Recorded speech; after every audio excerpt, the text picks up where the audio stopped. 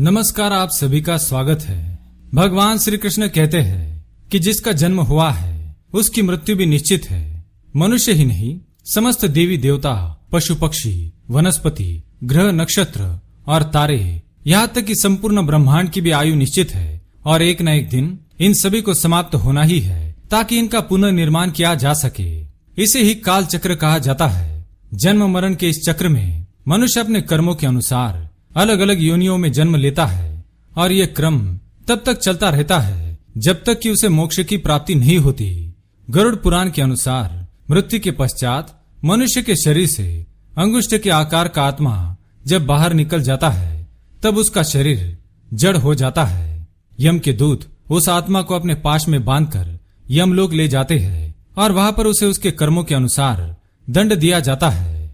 हिंदू धर्म में मृत्यु के पश्चात दाह संस्कार करने का नियम है, किंतु इन 3 कारणों से मनुष्य का दाह संस्कार टाल दिया जाता है।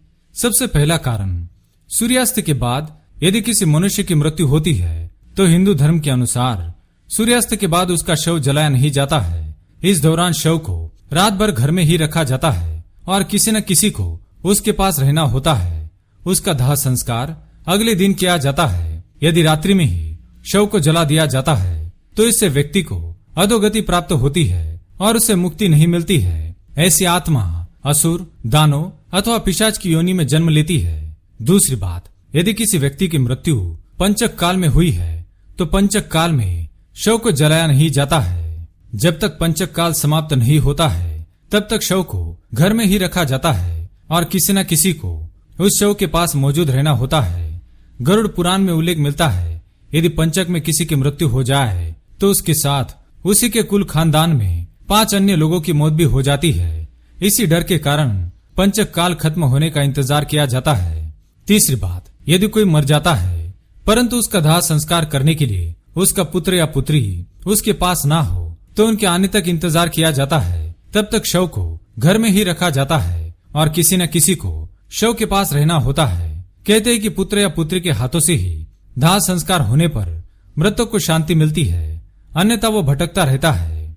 आइए आप जानते हैं शव को अकेला न छोड़ने के कारण।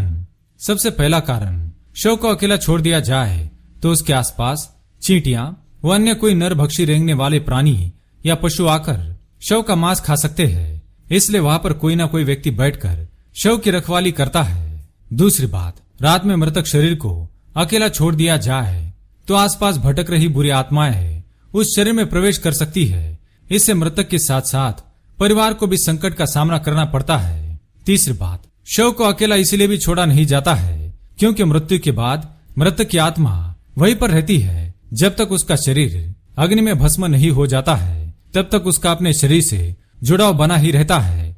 वह अपने परिजनों को भी देखता है। उसके मृत शरीर को अकेला छोड़ दिए जाने से उसका मन और भी ज्यादा दुखी होता है। हालांकि अधिकतर लोग गहरी नींद में चले जाते हैं। बहुत ज्यादा स्मृतिवान या चेतनावान ही व्यक्ति यह जान पाता है कि वह मर चुका है। यह भी माना जाता है कि ज्यादा समय हो जाए तो शव से निकलने वाली गंध के चलते कई तरह के बैक्टीरिया पनपने लगते हैं और मक्खियां भी भिनभिनाने लगती है। इसलिए वहां पर इस दौरान अगरबत्ती और दीपक जलाया जाता है। यह भी कहा गया है कि शव को अकेला छोड़ने से कई लोग जो तांत्रिक कर्म करते हैं उनके कारण भी मृत आत्मा संकट में पड़ सकती है, इसलिए कोई ना कोई शव की रखवाली अवश्य करता है।